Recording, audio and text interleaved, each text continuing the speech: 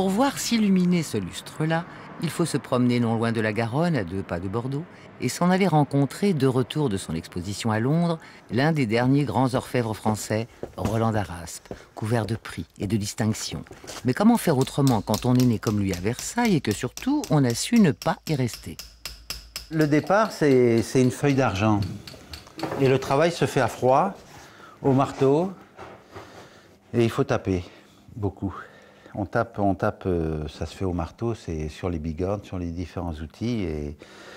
Et ensuite, bon, une fois que j'ai ma matière, bon, après, à moi d'attaquer en partant d'un dessin et puis d'une forme. Je dessine toujours des profils. Par exemple, là, j'ai une cafetière qui est dessinée et cette pièce-là va être cette carafe va être en...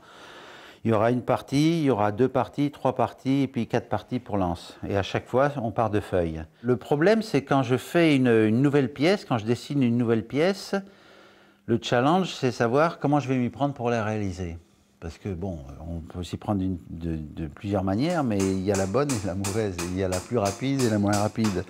Le métal, c'est dur, c'est froid, mais je tâche de le rendre harmonieux et puis sensuel au toucher, agréable à l'œil. Moi, c'est un peu ma vision du travail. Roland d'Araspe, vous nous recevez chez vous. Ne me dites pas que ces vignobles sont à vous. Ben, j'ai une toute petite vigne qui fait 15 rangs sur 300 mètres de long. Ça fait 87 arts que je donne en fermage et je suis rémunéré en vin. Alors, on dit qu'il y a un style d'Araspe.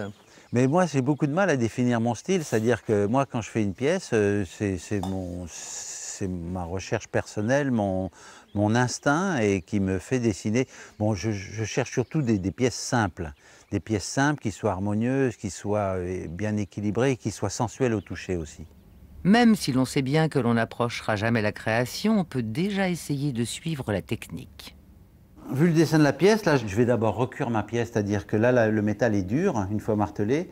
Parce qu'à chaque passe, quand on fait une étreinte, là, il y a plusieurs opérations. Il y a une passe comme ça, une passe comme ça. Le métal diminue à chaque fois, le diamètre se resserre. Là, par exemple, j'ai réalisé ce gobelet qui est avec une petite inclusion d'or. Et voici le même, là, que je suis en train de travailler, que j'ai rempli de cire. Et cette cire va me permettre de faire tout cet aspect de surface. Si je prends un truc qui est creux comme ça, si je vais taper, il va devenir plat, il va devenir ovale. Tandis que la cire, elle me sert de tas, elle est dure à l'intérieur. Et je vais pouvoir marteler. Là, je vais faire, je vais faire la ciselure de cette petite pièce.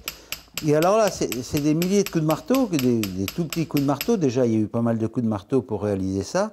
Mais ensuite, la cire me tient ma pièce et me permet de faire de l'aspect de surface. Vous pensez à quoi pendant que vous donnez des coups de marteau? Je sais pas, je pense à des tas de trucs, mais là, on est vachement libre quand on fait ce genre de trucs. On n'a pas besoin de réfléchir à grand-chose. On fait son boulot, on tape, et puis on se dit, ben oui, c'est bien, ça me plaît, c'est comme ça, je continue pas. Mais on n'est pas obligé de penser à ce qu'on fait, hein, c'est assez mécanique quand même comme travail. Parce que là, ça va durer, je sais pas, peut-être 4 heures, 5 heures, peut-être un peu plus. Mais des fois, on en a marre aussi. Hein, c'est de faire toujours le même geste.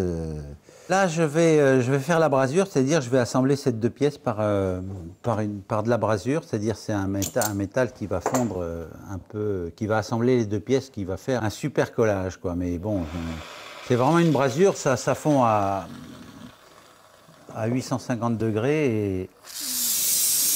Hop là. Et ça va permettre de l'assemblage. Les 2 pièces, une fois assemblées, vont être parfaitement solidaires, quoi. Ben ça, la brasure, je l'ai appris à force d'en faire, quoi. Au départ, je brasais surtout des petites pièces et maintenant, bon là, c'est pas une grosse pièce, mais dans mon travail, je suis amené à faire des brasures plus importantes quand même. Avoir un style, c'est de l'or, mais le style d'Araspe, justement, ne se transmet pas comme ça. Et je ne peux pas dire à un élève, bon, ben, tu continues, c'est très difficile à expliquer ce qu'on veut. De faire tout de A à Z, c'est beaucoup plus simple quand même. Pour moi, quoi, c'est... C'est-à-dire que vous supporteriez pas l'inverse, plus exactement. Ah non. Non, non, pas du tout, non. Moi, je travaille seul généralement, hein. De toute façon, moi, j'ai eu Wilfried que j'ai formé pendant 3 ans. J'ai eu différentes stagiaires qui sont venus à l'atelier. Mais bon, c'est un sport solitaire, quoi. Et c'est des métiers, des tours de main qui sont longs à apprendre. De toute façon, il faut travailler énormément, quoi. C'est un tour de main, comment on va souder une pièce, comment on va la braser. C'est l'œil qui va définir tout ça. On ne peut pas dire, tiens, à un tel moment, il n'y a pas de règle. On ne peut pas écrire tout ça. C'est impossible, il faut expliquer, quoi. Moi, j'ai fait des études d'art appliqué avant et je voulais pas finir derrière un ordinateur, quoi. Donc, j'ai arrêté mes études après un bac+4 et j'ai décidé d'aller dans la matière, quoi. Et après plusieurs mois de recherche, j'ai rencontré Roland. Je sortais d'une école à Paris qu'il connaissait et il m'a invité à devenir son élève pendant 3 ans, donc dans son atelier. Il m'a appris l'amour de la matière, une façon assez particulière aussi d'aborder le métal et de façon autonome, avec d'oser en fait, d'oser vraiment essayer des choses en se détachant de la technique même traditionnelle, quoi. Il y a peu de jeunes qui veulent reprendre cette discipline parce que déjà il y a une implication du corps qui est assez importante. Au début, quand je suis arrivé dans l'atelier, j'ai été assez étonné quand même des tendinites. Ça impliquait vraiment tout le corps, quoi. Il y a ça, et il y a aussi, comme Roland en parlait, il y a une notion de pécuniaire. C'est pas facile de faire rentrer au début de la trésorerie ou de l'argent parce que la clientèle, elle n'est pas là, quoi, quand on n'est pas très connu.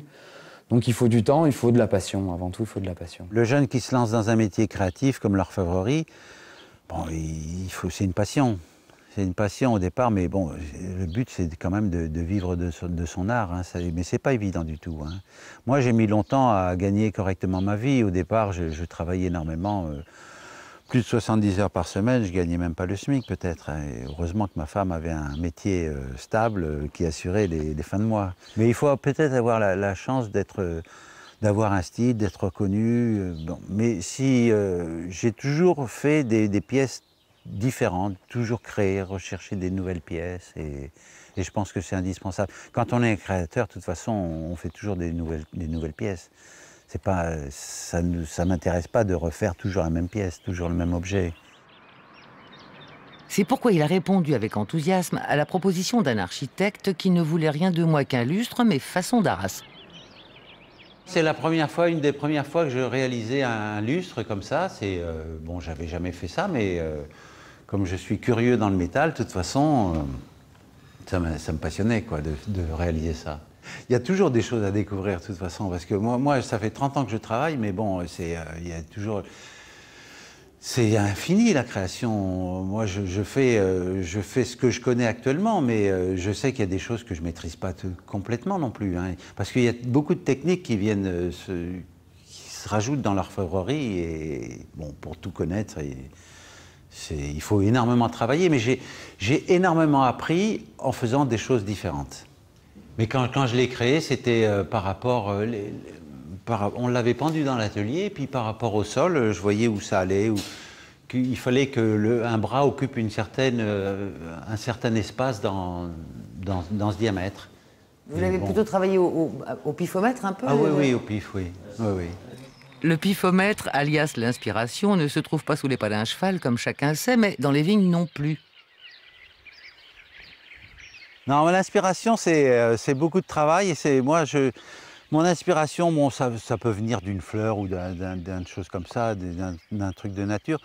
Mais c'est pas tellement végétal ce que je fais. Moi, je dessine beaucoup, et tant que la forme me plaît, je la réalise ensuite. Mais je dessine surtout dans mon lit, le soir ou le matin quand je dors pas. Et là, on peut pas vous filmer dans votre lit? Non, dans le lit, ça sera Dommage. un autre jour. Pas dans son lit, mais sur Internet, oui. J'ai eu une commande une fois, par un couvent de sœurs cloîtrées qui m'ont commandé un ostensoir pour les 100 ans de la mère supérieure. Alors j'ai commencé à faire des dessins, et ensuite on est parti sur une forme, et j'ai réalisé cette forme, et j'ai envoyé systématiquement toutes les photos d'évolution du travail par Internet. Et il y avait la partie centrale de la lunule que j'avais prévue en en vermeil, c'est-à-dire argent plaqué or. Et elles m'ont dit, mais si on fait ça en or massif, quel est le poids? Qu'est-ce qu'il faudrait comme poids exactement? Et j'ai calculé, j'ai dit, il faudrait 260 grammes à peu près d'or. Et alors c'était étonnant parce qu'ils avaient hérité de Napoléon, il y avait 26 Napoléons et ça représentait le poids d'or. Elle me dit, c'est la voix du Seigneur, et elle m'a envoyé tous ces Napoléons cousus dans un petit torchon, emballés les unes dans les autres. Et j'ai reçu ça, j'ai fondu et puis j'ai transformé tout ça, quoi. Ouais, c'est superbe hein, comme aventure. Hein. Autre aventure superbe, l'exposition de ses œuvres à Londres. Elles sont maintenant ici, dans son coffre. Il va l'ouvrir pour nous. Tu as combien de pièces à Londres? J'avais 5 pièces, dont celle-ci. C'est un bol à punch avec la louche, en argent massif et bois d'amorette. Et c'est une pièce que j'adore. Depuis que j'ai été inondé, j'ai construit sur pilotis. Alors voilà ce que ça donne, quoi. C'est un peu surélevé. Alors là, un bol à facettes avec des incrustations en or et une paire de flambeaux. Mes enfants, ils ont poussé dans l'atelier. Moi, quand ils étaient petits, moi, je les gardais. Je les coinçais près de l'étau, je les faisais marteler. Ils ont appris énormément.